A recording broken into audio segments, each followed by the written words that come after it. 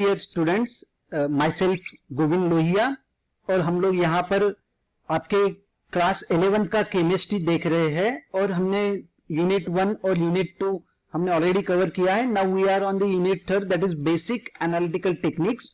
ये चैप्टर बहुत ही इंपॉर्टेंट है आपके नीट पॉइंट ऑफ व्यू या JEE point of view. Because मैं इसलिए बोल रहा हूं क्योंकि इस बार का अगर आप क्वेश्चन पेपर देखते हो 13 सितंबर को जो नीट का पेपर हुआ है उस क्वेश्चन पेपर में एक आपका 4 मार्क का क्वेश्चन केमिस्ट्री में पूछा गया हुआ सवाल इसी चैप्टर से है. Late me show you. The question is this one. Paper chromatography is example of partition chromatography, thin layer chromatography, column. और अगर आप ऑप्शन भी देखो तो पहला ऑप्शन दिया है यहां पर. That means paper chromatography is example of partition chromatography. With in a 10 second आपको इसका आंसर आता है. तो इसीलिए मैं बोल रहा हूं कि अगर आप ये चैप्टर अच्छे से करो, एक या दो क्वेश्चन हर बार बनते हैं और बहुत ही इंपॉर्टेंट चैप्टर है. एक क्वेश्चन में यानी 4 मार्क है सीधा सीधा कैलकुलेशन अगर हम लोग करें तो नीट या जेई में, है ना. तो बाय दिस वे हम लोग ये चैप्टर देख रहे हैं. अब यहाँ बेसिक एनालिटिकल टेक्निक के बारे में मैं आपको समझा दूं कि हमें क्या देखना है. Usually we talk about purification and separation. Let me go to this part. So basic analytical technique के अंदर हम लोग, मैं आपको फटाफट बताऊंगा कि क्या क्या हमें देखना है. तो we usually talk about purification and separation of a compound. तो हम लोग क्या बात करेंगे, तो purification by the way of separation. तो यहां पर क्या होता है कि कोई भी कंपाउंड आप नेचुरल लो नेचर से या आप उसको लैब में सिंथेसाइज करो, लैब सिंथेसाइज. तो इसमें क्या होता है, जैसे नेचर से अगर हम लोग लेते हैं तो इसके अंदर कुछ इंप्यूरिटीज आएंगी. लैब में सिंथेसाइज करते हैं तो जिससे हम लोग सिंथेसिस कर रहे हैं वो सिंथेसाइज का कुछ मटेरियल इसके अंदर हो. That means residual solvent and all this thing which makes the substance or which make the compound in a crude form. और जब ये क्रूड फॉर्म को हम लोग प्यूरिफाई कर देते हैं, उसमें से इंप्यूरिटीज सेपरेट कर लेते हैं, तो हम उसको बोलते हैं कि ये प्योर फॉर्म. तो हमको जाना है प्योर परसेंट की तरफ या प्योर फॉर्म की तरफ. सो प्यूरिफिकेशन ऑफ सॉलिड अगर मैं बात करूं तो कैसे करते हैं, ठीक है. तो पहली चीज हम लोग प्यूरिफिकेशन ऑफ सॉलिड में बात करते हैं. चलो, प्यूरिफिकेशन ऑफ सॉलिड. तो अगर हम लोग यहां बात करें तो there are 2 type of impurities in this solid. अगर मैं यहां पे ब्रॉडली कैटेगराइज करूं कौन कौन सी 2 टाइप की इंप्यूरिटीज हो सकती हैं. एक इंप्यूरिटीज जो है वो सॉलिड के अंदर सोल्यूबल है और एक जो है हम लोग बोलेंगे इनसोल्यूबल है ना. Soluble and insoluble. तो ऐसे 2 तरह से सॉलिड से हम लोग कैसे अलग करेंगे. तो सोल्यूबल, तो यूजुअली सोल्यूबल को निकालना थोड़ा टफ जॉब है, क्योंकि अगर हम लोग जैसे शक्कर है हमारे पास, शुगर, और शुगर के अंदर आज सच हम लोग बोलेंगे इंप्यूरिटीज है NaCl यानी नमक. हम लोगों को एग्जैक्टली कितना है क्या है ये नहीं पता. एक वेक या रॉ एग्जांपल दे रहा हूं मैं आपको, बहुत ही रॉ, मगर what I am trying to say कि मेरे पास शक्कर और नमक का मिक्सचर है. शक्कर में भी हम लोग बोलेंगे it is that is grinded, that means पिठी साकर या एकदम बारीक वाला पाउडर है शक्कर का. एट द सेम टाइम नमक, we know that salt, and दोनों का मिक्सचर है. अब दोनों में को हमको सेपरेट करना है, मगर जैसे ही दोनों को वाटर में डालते हैं both are soluble in water. तो इस टाइप के लिए that means for sugar NaCl will be as act as a impurity, for NaCl sugar will be act as a impurity, both, है ना. तो ये निकालना इम्पॉसिबल है, मगर इनसोल्यूबल को निकालना आसान है. इनसोल्यूबल का एग्जांपल अगर मैं आपको यहां पे समझा दूं तो एग्जांपल मैं बताऊं कि सैंड प्लस वाटर, सैंड और वाटर का mixture. Sand is not soluble in water and that's why we can easily separate out. Apart from that decoction of a tea. Decoction का मतलब समझा देता हूं मैं. Decoction of a tea, decoction का meaning क्या होता है. डिकॉक्शन मतलब जो आप चाय पत्ती उबालते हो ना दूध में या पानी में, तो वो उस प्रोसेस को डिकॉक्शन बोलते हैं. उसमें से पूरा की पूरा एक्सट्रैक्ट निकल जाता है चाय पत्ती का, and that process is to be called as decoction process, है ना. और घर पे हम लोग क्या करते हैं, this is just sake of interest, घर पे हम लोग एक बार चाय बनाते हैं, उसमें चाय पत्ती डालते हैं, वो टी के लीव्स है वो हम लोग एक बार चाय बनाने के बाद में हम लोग उसको डिस्कार्ड कर देते हैं. If you go to the certain tea stall जो बाहर में है, वो क्या करता है, उसके पास एक कपड़ा होता है, उस कपड़े में वो चाय पत्ती, और मैक्सिमम टाइम पे वो 1 या 2 बार या 3 बार उसको यूज करता है। That means first time use किया, that is to be called first decoction. फिर से वही चाय पत्ती यूज की उसने अगले चाय के लिए थोड़ी सी एड ऑन करके या टॉप अप करके, this is called second decoction.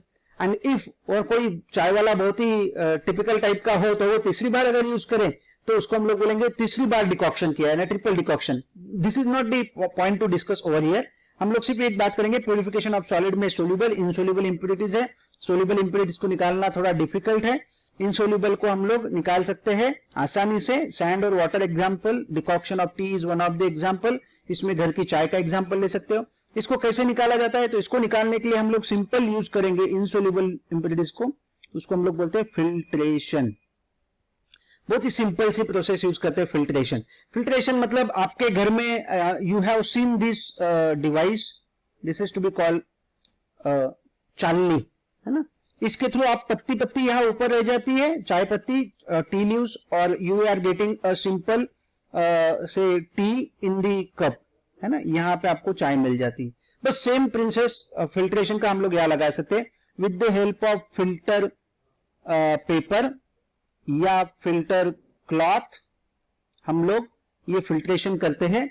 What we need यहाँ एक फनेल नाम का डिवाइस होता है। Funnel is look like this one, ये आपका फनेल है। इसके अंदर आपको एक फिल्टर पेपर को राउंड करके इसके अंदर रखना पड़ता है। ये फिल्टर पेपर रखा, फिल्टर पेपर यूजुअली ऐसे स्क्वायर साइज का आपके पास पेपर है, you need to fold it 4 time. इसको फोल्ड करके आप ऐसा बनाओगे एंड दैट उसको फिर पॉकेट ओपन करके इसके अंदर रखा जाता है फिल्टर पेपर को, ठीक है। ये फिल्टर पेपर यहां रख दिया, इसको मॉइस्ट करना पड़ता है हल्का सा।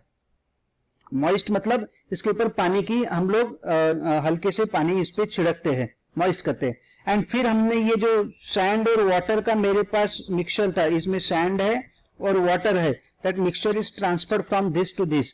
जैसे मैंने ट्रांसफर किया यहां पर, तो नीचे क्या मिलेगा मुझे, H2O मिलेगा, और ऊपर क्या है, तो ऊपर इसमें यहां पर सैंड जम गई, है ना। This can be applicable for T also. ऊपर क्या जमा है, तो टी लीव्स, नीचे क्या है, तो टी, है ना। तो ये हम लोग बात करें, जो मिलता है इसको हम लोग बोलते फिल्ट्रेट। ये है फिल्ट्रेट। जो फिल्टर पेपर पे बचता है यानी सैंड, उसको हम लोग क्या बोलेंगे, रेसिड्यू। इसको हम लोग बोलेंगे रेसिड्यू। तो this way you need to think. तो यहां तक के ठीक है। तो ये हो गया फिल्ट्रेशन के बारे में। अब क्या होता है कभी कभी कि ये जो है सैंड के लिए ठीक है, मगर बहुत बार क्या होता है कि आपका जो मटेरियल है बहुत ही फाइन का मतलब है कि बहुत ही छोटा होता है। तो sometimes it may clog the filter paper, there is a problem, है ना, फिल्ट्रेशन। और रेट ऑफ फिल्ट्रेशन बहुत स्लो होता है, बहुत स्लो। मतलब अगर आप अभी फिल्ट्रेशन को लगाओ तो 3 घंटे 4 घंटे 5 घंटे फिल्ट्रेशन चल ही रहा है, 5 आवर्स इज टू मच, है ना। तो फॉर दैट रीजन हमारे पास दूसरी एक चीज होती है, उसको हम लोग बोलते हैं, ये हो गया आपका प्यूरिफिकेशन सॉलिड यानी 1, इसमें का ये A। हम लोग बात करेंगे, दूसरी बात हमको बात करना है फिल्ट्रेशन अंडर सक्शन, ठीक है। तो हम लोग दूसरी बात करेंगे filtration, please allow me a minute. So filtration under suction, तो फिल्ट्रेशन अंडर सक्शन हम लोग देखेंगे, ठीक है। तो फिल्ट्रेशन अंडर सक्शन यानी कोई बड़ी चीज नहीं है हमारे पास, हम लोग बहुत ही आसानी से फिल्ट्रेशन अंडर सक्शन कवर करेंगे, जिसको हम लोग बात करेंगे कि इसके लिए क्या क्या चीजें लगती है। इसके लिए ये फनेल नहीं रखती है, यहां पर एक अलग स्पेशल टाइप ऑफ फनेल रहती है ऐसे टाइप में, और इसको नीचे यहाँ पे ये रहता है ना, ये वाली टाइप की फनेल आपको यूज करना पड़ती है। इसको बोलते हैं बकनर फनेल। इसको क्या बोलेंगे आप, बकनर फनेल, ये यूज होना पड़ेगा आपको, ठीक है। ये बकनर फनेल में यहां ना, यहां नीचे में ऐसे डॉट डॉट डॉट यानी होल्स रहते हैं, ठीक है। Whatever the filter paper need, इसके ऊपर आपको फिल्टर पेपर रखना पड़ेगा। और ये Buchner funnel with the help of rubber cork ये अटैच होंगी बकनर फ्लास्क में। इसको हम लोग बोलेंगे बकनर फ्लास्क, क्योंकि ये स्पेशल टाइप ऑफ फ्लास्क है। तो ये बकनर फनेल, ये हो गया बकनर फ्लास्क।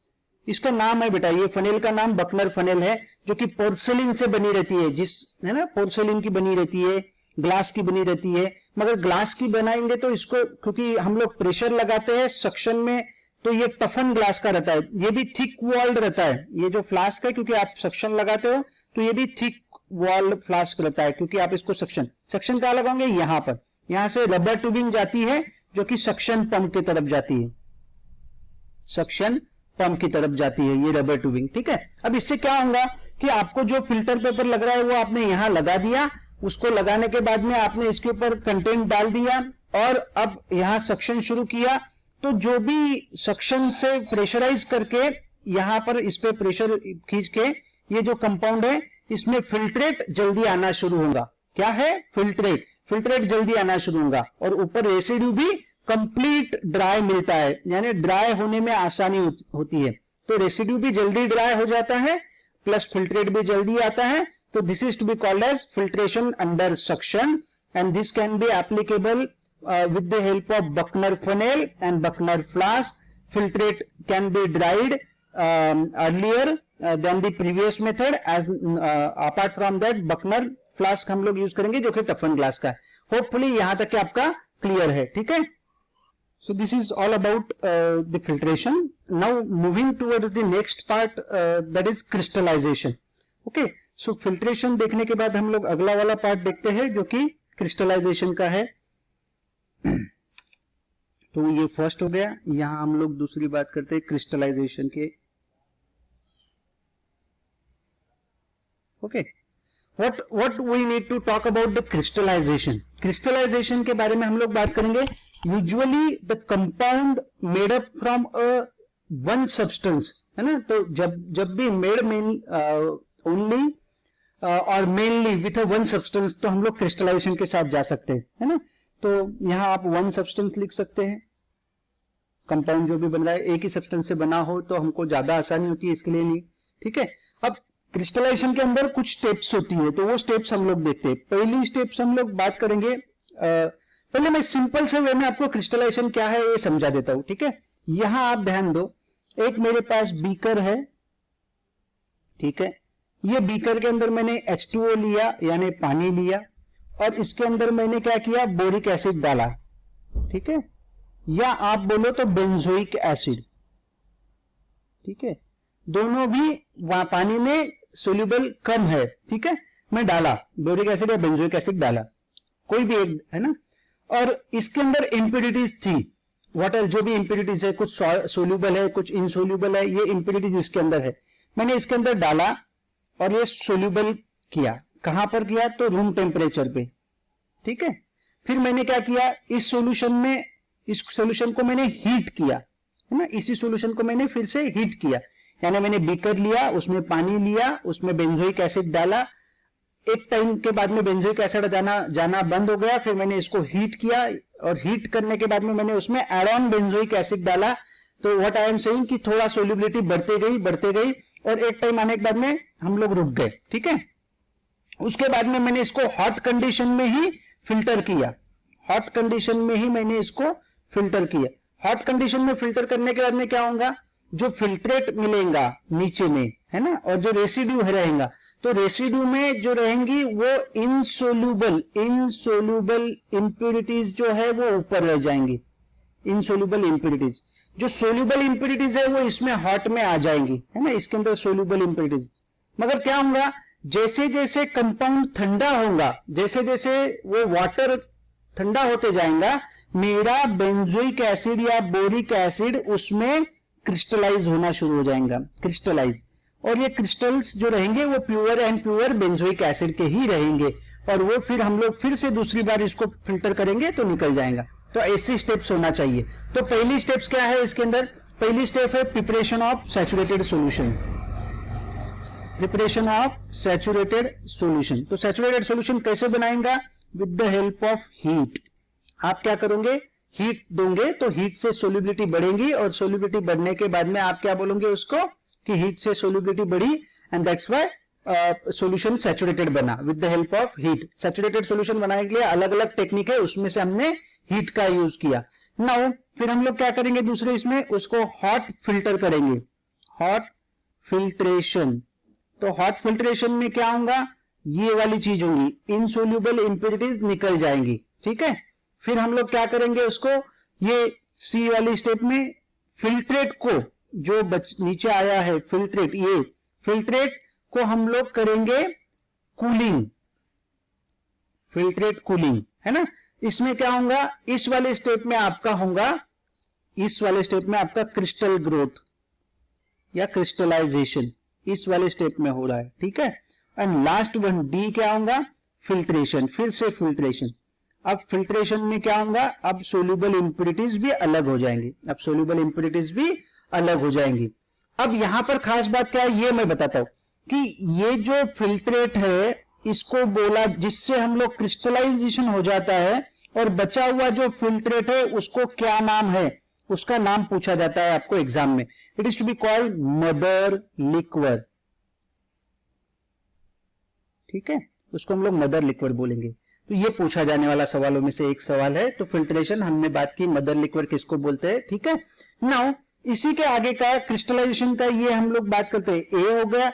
दूसरा हम लोग बात करेंगे, there is one more crystallization procedure, that is fractional crystallization, ठीक है। तो दूसरा है हम लोग बोलेंगे फ्रैक्शनल क्रिस्टलाइजेशन। अब फ्रैक्शनल क्रिस्टलाइजेशन लगभग हम लोग बात करेंगे, यहां हमने क्या यूज किया था, crystallization one substance. Fractional crystallization हम लोग वर्ड यूज करेंगे टू और मोर सब्सटेंस के लिए, है ना। फ्रैक्शनल क्रिस्टलाइजेशन हम लोग बोलेंगे टू और मोर सब्सटेंस के लिए, हैविंग डिफरेंट सोल्युबिलिटी इन अ सेम सॉल्वेंट, है ना, हैविंग दैट इज टू और मोर substances in a mixture and different solubility in the same solvent. ये जरूरी है, दो और दो से सब्सटेंस यानी ए एंड बी, ऐसे दो सब्सटेंस होंगे मेरे पास जो कि सेम सॉल्वेंट में डिफरेंट सोल्युबिलिटी, तो solubility different in same solvent. इसका मीनिंग समझा दूं कि लेट अस कंसीडर ये वाटर है, इसके अंदर मैंने ये ए और बी का मिक्सचर डाल दिया जिसको हमको सेपरेट करना है। अब यहां क्या बात कर रहे हैं हम लोग, मालूम है क्या, कि ए ज्यादा सोल्यूबल होगा और बी लेस सोल्यूबल होगा वाटर के अंदर। यस, तो सेम सॉल्वेंट है, A is more soluble while B is less soluble, ठीक है। तो अब क्या करेंगे हम लोग यहां पर, A is more soluble, B is less soluble, पूरी की पूरी प्रोसेस ऐसे ही फॉलो करेंगे, 1 2 3 4 यही फॉलो होंगी। मतलब क्या होगा, जो मोर सोल्यूबल है वो सॉल्वेंट में ही रहेगा, वो सॉल्वेंट में ही रहेगा एट हाई टेम्परेचर, बट जो लेस सोल्यूबल है उसका थोड़ा सा भी टेम्परेचर कम करोगे तो सबसे पहले कौन सा बाहर निकलेगा, तो लेस सोल्यूबल। तो फर्स्ट जो क्रिस्टल बनेंगे या फर्स्ट जो क्रिस्टल्स बाहर आएंगे वो लेस सोल्यूबल के रहेंगे, ठीक है, वो लेस सोल्यूबल के रहेंगे। जो फर्स्ट जो क्रिस्टल बाहर आएंगे वो लेस सोल्यूबल के रहेंगे, फर्स्ट जो क्रिस्टल बाहर आएंगे वो, ठीक है। तो जो मोर सोल्यूबल है वो सबसे बाद में फिल्ट्रेट होगा, वो सबसे बाद में फिल्ट्रेट होगा। तो इसको हम लोग सबसे लेटर में निकालेंगे, यानी ए बाद में निकलेगा और जो लेस सोल्यूबल है उसके फर्स्ट क्रिस्टल में। अब थोड़ा सा समझा दूं कि जैसे ये वाला वाटर का टेम्परेचर था, हमने इसको हीट किया, लेट कंसीडर करो 80 डिग्री सेल्सियस तक के, और मैंने इसको फिल्ट्रेट किया हॉट कंडीशन में ही। तो हॉट कंडीशन में क्या हुआ कि जो इनसोल्यूबल इंप्योरिटीज है वो तो निकल गई, अब सोल्यूबल इंप्योरिटीज है उसको क्या किया मैंने, फिर इसको ठंडा किया, यानी ये फिल्ट्रेट जो है आफ्टर फिल्ट्रेशन ये मिला, इसको ठंडा किया 60 डिग्री सेल्सियस। 60 में आया तो ये फर्स्ट बाहर निकल गए किसके क्रिस्टल जो लेस सोल्यूबल है, तो फर्स्ट निकल गया बी यहां से बाहर। अब फिर बी को हमने, बी के क्रिस्टल बन गए, बी के क्रिस्टल बने, फिर हमने इसको फिल्टर किया, फिल्टर करने के बाद में फिल्टर पेपर के ऊपर क्या आए, तो बी के क्रिस्टल आ गए। अब जो फिल्ट्रेट बचा है वापस से, उस फिल्ट्रेट को फिर से मैंने ठंडा किया, ये फिल्ट्रेट को कहां तक किया, तो लेट से 30 डिग्री सेल्सियस तक के। अब जो क्रिस्टल बनने वाले हैं, अब क्रिस्टल बनेंगे ए के, अब ए के क्रिस्टल बनेंगे तो ए के क्रिस्टल को हम लोग निकाल लेंगे। तो और बचा हुआ जो फिल्ट्रेट है जिसको हम लोग बोल रहे हैं मदर लिक्वर, अब उसके अंदर पूरी की पूरी सोल्यूबल इंप्योरिटीज ही बची है, सोल्यूबल इंप्योरिटीज ही बची है। अब सोल्यूबल इंप्योरिटीज क्यों नहीं क्रिस्टल आउट होती है, क्योंकि सोल्यूबल इंप्योरिटीज उनके सैचुरेशन पॉइंट तक कभी पहुंची ही नहीं। सोल्यूबल इंप्योरिटीज ना इसमें सैचुरेशन पॉइंट तक पहुंची, ना इसमें पहुंची, ना ही ये ऊपर वाले प्रोसेस में पहुंची, इसीलिए सोल्यूबल इंप्योरिटीज का क्रिस्टल कभी नहीं बनेगा, ठीक है, वो बहुत ही कम अमाउंट में प्रेजेंट है। यहां तक क्या हो गया हमारा क्रिस्टलाइजेशन का। नाउ नेक्स्ट पार्ट है आपके इसमें क्रिस्टलाइजेशन में और एक पार्ट बचा है, वो हम लोग यहां देख लेते फटाक से कि आपको सॉल्वेंट कैसा लेना चाहिए ना, what is the choice of solvent. तो हम लोग फ्रैक्शनल क्रिस्टलाइजेशन देखा, तो चॉइस ऑफ सॉल्वेंट कैसे होना चाहिए, तो यहाँ ये ध्यान में रखो, choice of solvent. Choice of solvent में आपके पास जो सॉल्वेंट है उसमें रूम टेम्परेचर पे सब्सटेंस लिस्ट या इसको दूसरा वर्ड आपके इसमें वर्ड यूज किया स्पैरिंगली, मतलब बहुत ही कम सोल्यूबल होना चाहिए, ठीक है, कहां पर, रूम टेम्परेचर पे। मगर जैसे ही टेम्परेचर बढ़ेगा, हाई टेम्परेचर करेंगे, इंक्रीज टेम्परेचर करेंगे, हाई टेम्परेचर, तो वही सब्सटेंस जो अभी स्पैरिंगली सोल्यूबल था, it's solubility increase high at high temperature पे हाई सोल्यूबिलिटी होना चाहिए। तो ऐसा सॉल्वेंट मुझे चाहिए कि जिसमें मेरा सब्सटेंस रूम टेम्परेचर पे कम से कम सोल्यूबल हो और हाई टेम्परेचर पे ज्यादा से ज्यादा सोल्यूबल हो, ठीक है। दूसरा हो सकता है कि इसमें उनके बीच में कोई भी रिएक्शन ना हो, किसके बीच में, सब्सटेंस प्लस जो मैंने सॉल्वेंट यूज किया उसके बीच में क्या होना चाहिए, रिएक्शन नहीं होना चाहिए, सब्सटेंस और सॉल्वेंट के बीच में कोई भी किसी भी तरह की केमिकल रिएक्शन नहीं होना चाहिए। और तीसरा और सबसे इंपॉर्टेंट, सॉल्वेंट अगर वोलेटाइल हो तो मोर प्रिफर है, वोलेटाइल प्रिफरेबल। क्यों, क्योंकि वोलेटाइल जल्दी उड़ जाता है, वोलेटाइल सॉल्वेंट हो तो प्रिफरेबल। तो यूजुअली हम लोग कौन कौन से सॉल्वेंट यूज करते हैं वो भी यहां एग्जांपल देखते हैं, H2O, इथाइल और मिथाइल अल्कोहल, H2O, इथाइल और मिथाइल अल्कोहल, एसीटोन के अलावा मैं बात करूं ईथर, तो इतने सब सैंपल हम लोग यूज करते हैं, ठीक है, इतने सब सैंपल हम लोग यूज करते हैं। तो ये हो गया हमारा रिगार्डिंग चॉइस ऑफ सॉल्वेंट। तो ये क्वेश्चन हम लोग ने देख लिया यहां पर। अभी लास्ट पॉइंट आज का जो डिस्कशन का है, या थर्ड जो हमको बात करना है, एक हमने फिल्ट्रेशन देखा, दूसरा हमने क्रिस्टलाइजेशन देखा। इसमें हमने क्रिस्टलाइजेशन और फ्रैक्शनल क्रिस्टलाइजेशन, ये दोनों पॉइंट हमने कवर किए। और अब मुझे जो देखना है वो है डिस्टिलेशन, तीसरा पॉइंट और लास्ट पॉइंट आज के डिस्कशन का। तो थर्ड पॉइंट हम लोग देखने वाले हैं डिस्टिलेशन, ठीक है, डिस्टिलेशन। अब डिस्टिलेशन यानी क्या, ये पहले समझ लो। Distillation is the process of separation of liquid, किसकी, लिक्विड की, तो लिक्विड की सेपरेशन की प्रोसेस है। अब इसमें लिक्विड में कौन कौन से लिक्विड के, तो एक लिक्विड जो कि वोलेटाइल है और फ्रॉम नॉन वोलेटाइल, तो वोलेटाइल लिक्विड का सेपरेशन फ्रॉम नॉन वोलेटाइल, ठीक है, ये एक हो सकता है। या दूसरा हो सकता है कि लिक्विड दोनों भी वोलेटाइल हो मगर दोनों के इसमें डिफरेंट इन बॉइलिंग पॉइंट हो, है ना। तो हम लोग क्या बात करते हैं, डिस्टिलेशन, ये प्रोसेस होती है लिक्विड सेपरेशन की। हम लोग यहाँ पे क्लियर कर रहे हैं कि लिक्विड का एक वोलेटाइल लिक्विड हो सकता है, दूसरा नॉन वोलेटाइल, तो हम लोग आराम से कर लेंगे। और अगर मेरे पास लिक्विड दोनों भी वोलेटाइल है मगर डिफरेंट बॉइलिंग पॉइंट है, तो भी हम लोग उसको यहां सेपरेट कर सकते हैं, ठीक है। तो लिक्विड वोलेटाइल भी होंगे, दोनों भी लिक्विड वोलेटाइल होंगे तो भी, मगर दोनों के डिफरेंट बॉइलिंग पॉइंटों के, जैसे इथेनॉल मिथेनॉल का मिक्सचर, इथेनॉल और मिथेनॉल जनरली अल्कोहल रिफाइनरीज में हम लोग अलग अलग करते हैं इथेनॉल और मिथेनॉल को। पेट्रोकेमिकल्स, दोनों भी पेट्रोकेमिकल्स के मिक्सचर, तो बहुत सारे मिक्सचर होते हैं पेट्रोकेमिकल में, केरोसिन, पेट्रोल, डीजल, है ना, नेचुरल गैसेस, तो ये सब कुछ हम लोग यूज करते हैं with the help of distillation, ठीक है। तो यहां पर हम लोग इसको सेपरेट आउट करेंगे। नाउ आगे चलते हैं, इसी के आगे का पार्ट मैं बात करता हूं कि डिस्टिलेशन तीन तरह से हमको बात करना है। एक होती है सिंपल डिस्टिलेशन। सिंपल डिस्टिलेशन कब लागू होता है, तो सिंपल डिस्टिलेशन हम लोग यूज करेंगे जब मेरे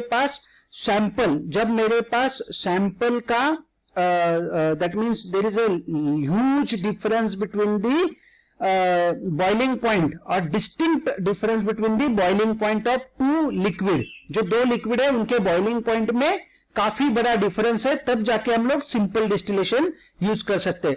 तो सिंपल डिस्टिलेशन में मैं क्लियर कर दूं आपको, हम लोग यहां बात कर रहे हैं, let show me in your text book, we have gone through this part. हमने ये बकनर फनेल का भी देखा, this one is also we have seen crystallization, fractional crystallization also we have gone through, this is distillation, है ना। तो हम लोग कहाँ यूज करेंगे, तो ये सिंपल डिस्टिलेशन के बारे में हम लोग बात कर रहे हैं, and this is elaborated about the diagrammatic representation. तो यहां हम लोग बात करेंगे कि सिंपल डिस्टिलेशन कैसे हम लोगों को करना है, कि जब हमारे पास लिक्विड के बीच का बॉइलिंग पॉइंट का डिफरेंस ज्यादा हो, we can go with this simple distillation. तो सिंपल डिस्टिलेशन में हमने बात की कि अब यहां पे कैसे एक डायग्राम दी उन्होंने कि एक आपके पास ऐसे राउंड बॉटम फ्लास्क है, इसको रबर कॉर्क लगा दिया हमने। ये रबर कॉर्क में ये टेम्परेचर का थर्मोमीटर लगाया है जो टेम्परेचर मेजर करेगा। ये यहां पर एक 2 neck round bottom flask use होता है। 2 नेक मतलब 2 उसको नेक होंगी, जैसे यहां पर हम लोग देखते हैं they are given single neck, we can go with the single neck और 2 neck. There is a 2 neck round bottom flask, यहां से यहां थर्मोमीटर लगाने के लिए, और यहां हम लोग एक बेंड लगाते हैं, that is to be called bend, है ना, जो हम लोग घर के नल की फिटिंग में लगाते हैं, है ना, यल शेप ये। और इसको हम लोग सीधा लगाते हैं कंडेंसर के साथ। कंडेंसर को यहाँ एक इनलेट होता है वाटर का, यहाँ आउटलेट होता है वाटर का, और ये जैकेटेड ट्यूब होती है। Condenser is nothing but jacketed tube. क्या होता है कि यहां मैं इसको वायर गॉज पे लगा देता हूं हीट करने। ये ट्राइपॉड स्टैंड है मेरा, वायर गॉज है, और ये बर्नर है, ठीक है। ये फ्लेम से ये हीट होगा, इसके अंदर का कंटेंट हीट होने के बाद में ये मिक्सचर में से जिसका बॉइलिंग पॉइंट ज्यादा है वो बाहर निकलना शुरू हो जाएगा, जिसका बॉइलिंग पॉइंट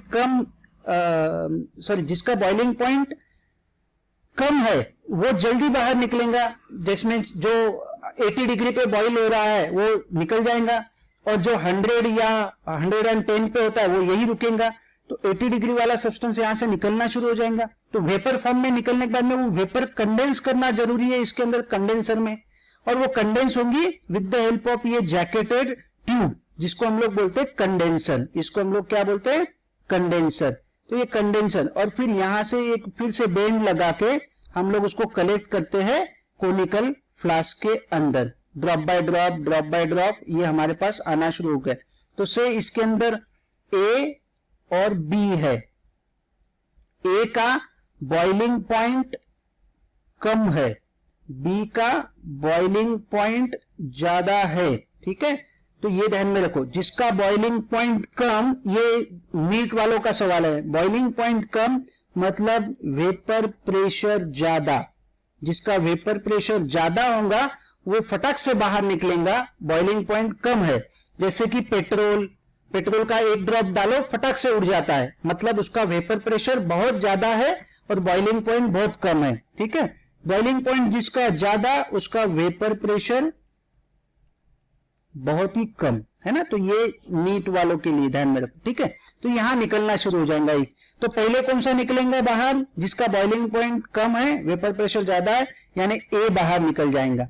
बाद में इसमें बचा कौन सा है, इसके अंदर राउंड बॉटम फ्लास्क में तो बचेगा सिर्फ और सिर्फ बी, है ना। इस वे से हम लोग सिंपल डिस्टिलेशन करते हैं, ठीक है। अब क्या होता है कि कभी कभी हमारे पास ये जो प्रोसेस हम लोग फॉलो करते हैं, इस प्रोसेस में जो बॉइलिंग पॉइंट का डिफरेंस है, ये सिंपल डिस्टिलेशन के लिए हम लोग बोलते हैं कि ज्यादा चाहिए। मगर जैसे इथेनॉल और मिथेनॉल, इथेनॉल एंड मिथेनॉल, इनके बॉइलिंग पॉइंट के डिफरेंस में हम लोग अगर बात करें तो 6 से 8 डिग्री सेल्सियस का ही फर्क है ना, 6 to 8 डिग्री सेल्सियस। तो वो बहुत ही नैरो रेंज का फर्क है। तो एट दैट टाइम हम लोग सिंपल डिस्टिलेशन के साथ जा ही नहीं सकते। तो उस टाइम पे मुझे क्या यूज करना है, तो फ्रैक्शनल डिस्टिलेशन करना है। फ्रैक्शनल डिस्टिलेशन क्या वर्ड यूज कर रहा हूं मैं, देखो फ्रैक्शनल डिस्टिलेशन कब यूज होगा, जब मेरे पास बॉइलिंग पॉइंट का डिफरेंस है वो बहुत कम होगा। तो उस टाइम पे हम लोग we can not use simple distillation at that time, and for that reason I need to go with the fractional distillation. Assembly बिल्कुल सेम है, ऐसे ही है, मगर सिर्फ यहां पर एक फ्रैक्शनेटिंग कॉलम ऐड हो जाएगा। क्या ऐड हो जाएगा, तो फ्रैक्शनेटिंग कॉलम ऐड हो जाएगा। फ्रैक्शनेटिंग कॉलम ऐड हो जाएगा। फ्रैक्शनेटिंग कॉलम के अलग अलग एग्जांपल्स हमारे पास है फ्रैक्शनेटिंग कॉलम के। हम लोग यहां पर बात करेंगे कि जब फ्रैक्शनेटिंग कॉलम बात करेंगे तो आपके पास bubble plate, this is the example of fractionating column, bubble plate, simple pack, there are so many example, ठीक है। बबल प्लेट और सिंपल पैक ऐसे फ्रैक्शनेटिंग कॉलम के एग्जांपल है। तो ये यही कॉलम सिर्फ यहां ऐड होंगे। Let me show you in your text book. तो एपरेटस ऐसा ही है, सिर्फ उसमें ऐड क्या होगा, तो एक फ्रैक्शनेटिंग कॉलम ऐड होगा। देखो ये फ्रैक्शनेटिंग कॉलम ऐड हो गया और बाकी पूरी की पूरी असेंबली एज इट इज ऊपर चले गई और फिर यहां से सेपरेट आउट किया। This is simple pack column and this is bubble plate column. ठीक है, तो दीज आर द नेम। अपना अपना सबका एडवांटेज होता है। जहां पर्टिकुलर सॉल्वेंट सिस्टम हमें यूज करना है, उस पर्टिकुलर सॉल्वेंट सिस्टम में हम लोग किसके साथ, बबल प्लेट के साथ जा सकते हैं या सिंपल पैक के साथ जा सकते हैं। It is depend on the what type of solvent use in this, है ना। तो यहां पर हम लोग पहुंचे। तो this is all about fractionating column. अगर आप देखो तो यहाँ वाटर बाथ या ऑयल बाथ एक एड ऑन एसेसरीज ऐड की है। बाकी ये कंडेंसर है, this is water inlet, this is water outlet. Now ये हम लोग अडेप्टर, जिसको मैंने बेन ट्यूब बताया था आपको, है ना, और ये फ्रैक्शनेटिंग कॉलम, बाकी सब कुछ same. Now the last and part is of the distillation is we see this over here। तो लास्ट पार्ट जो बचा है हमारे पास वो डिस्टिलेशन अंडर रिड्यूस प्रेशर। ठीक है, under reduced pressure, what ever the distillation under reduce pressure. इस पे क्वेश्चन बन सकता है आपका कि क्यों हम लोगों को रिड्यूस प्रेशर में करना पड़ता है डिस्टिलेशन। ठीक है, इसमें तीन चीजें ध्यान में रखो। जिस लिक्विड का बॉइलिंग पॉइंट हाई है, ठीक है, ऐसे लिक्विड का, जैसे हम लोग बात करते हैं कि फिक्स ऑयल, ये सब चीजें जिनका बॉइलिंग पॉइंट बहुत हाई है, ठीक है, नॉट ओनली दिस, वो हाई टेम्परेचर पे डिकम्पोज हो जाते हैं। डिकम्पोज, हाई टेम्परेचर डिकम्पोज, यानी हाई टेम्परेचर पे डिकम्पोज होने वाले हैं। ऐसे डिकम्पोज या डिग्रेड, ठीक है, ऐसे लिक्विड को आप सिंपल डिस्टिलेशन ना ही फ्रैक्शनल डिस्टिलेशन यूज कर सकते हो। तो ऐसे लिक्विड को आपको यूज करते वक्त आपको अंडर प्रेशर करना पड़ेगा। अंडर प्रेशर करने में क्या होता है मालूम है क्या, मैं समझा दूं। यहां पे ये बीकर है, इसके अंदर वो लिक्विड है, ठीक है, इसके ऊपर अभी प्रेशर है 1 एटमॉस्फेयर का, 1 एटमॉस्फेयर। लेट अस कंसीडर ये है वाटर। एग्जाम्पल समझने के लिए सिर्फ वाटर। आपको सबको मालूम है कि वाटर का बॉइलिंग पॉइंट जो है वो 100 डिग्री सेल्सियस है, ठीक है, प्योर वाटर का। 100 डिग्री सेल्सियस का मतलब क्या कि जब हम लोग इसको हीट देंगे, टेम्परेचर 100 तक पहुंच जाएगा, तब इसमें से वेपर बनना और बाहर निकलना शुरू हो जाएगा, यानी ये बॉइल होना शुरू हो जाएगा। ठीक है, क्योंकि उस टाइम पे इसका vapour pressure is equal to atmospheric pressure हो गया, is equal to atmospheric pressure हो गया। किस टाइम पे, 100 डिग्री पे। अब क्या कर रहे हैं हम लोग, क्योंकि कंसिडर करो कि 100 डिग्री पे ये जो कंपाउंड है या वाटर है ये खराब हो रहा, होता तो नहीं है मगर समझ लो इस कॉन्टेक्स्ट में मैं बात कर रहा हूं कि 100 डिग्री पे कि ये वाटर खराब हो रहा है, तो मुझे इसको 100 डिग्री के नीचे ही बॉईल करना है। Will it be possible for me? Yes. अगर मैं ये ऊपर का प्रेशर, एटमॉस्फेरिक प्रेशर कम कर दूं तो water can boil at 80 degree Celsius also, है ना। ये अगर कम कर दिया तो 80 डिग्री। सो दैट्स वाई हम लोग बात करते हैं कि हम we can perform distillation under reduce pressure. तो इसको हम लोग वैक्यूम अगर लगा देते हैं तो उसके ऊपर का प्रेशर कम करते हैं। प्रेशर कम करना, इसका मतलब हम लोग बात करेंगे कि बॉइलिंग पॉइंट को हम लोग कम कर रहे हैं। 100 से हम लोग 80 डिग्री तक लेके आ सकते हैं, प्रोवाइडेड दैट कि ऊपर का जो प्रेशर है वो 1 एटमॉस्फेयर से कम होना चाहिए या कम करना पड़ेगा। If it is less than 1 atmosphere, then definitely boiling point is less than 100 degree Celsius. ठीक है, so this way हम लोग यहां तक पहुंचे और अगली बार हम लोग जब देखेंगे तो अगला वाला इसका टॉपिक देखेंगे डिस्टिलेशन। ये 2 या 3 लेक्चर और लगेंगे इस टॉपिक को खत्म करने के लिए। इसको बहुत अच्छी से पढ़ो, श्योर शॉर्ट एक क्वेश्चन आपका नीट में बनेगा ही इसके ऊपर, और इसकी मैं स्नैप आपको आपके ग्रुप में डाल देता हूं। ओके, सो मिलते हैं नेक्स्ट लेक्चर में बेटा। Okay, thank you.